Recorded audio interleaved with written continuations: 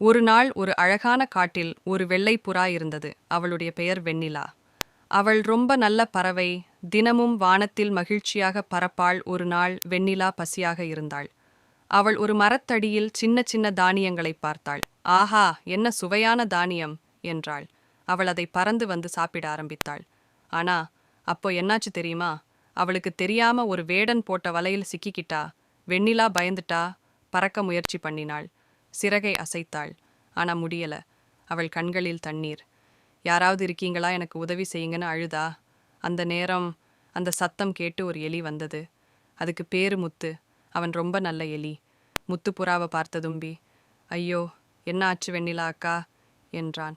நீ பயப்படாத, நான் இருக்கேன் என்றான் அவன். வலையை தன் கூர்மையான பல்லால் கடிக்க ஆரம்பிச்சான். Cut cut cut. சில நிமிஷத்துல வலை கிழிந்தது. புறா வலையிலிருந்து வெளியே வந்தாள். சிறகுகளை விரித்து பறந்தாள். மகிழ்ச்சியா சத்தம் போட்டாள். முத்து, நீ எனக்கு ரொம்ப பெரிய உதவி செய்தே. நீ இனிமேல் நீதான் என் உயிர் நண்பன் என்றாள் புறா. வெண்ணிலாவும் முத்துவும் கூடவே இருக்க ஆரம்பிச்சாங்க. நல்ல நண்பர்களா, மகிழ்ச்சியா. கதை முடிஞ்சது குட்டீஸ். இந்த கதையின் பாடம்: நல்ல மனசு இருந்தா பெரிய உதவிகள் செய்யலாம்.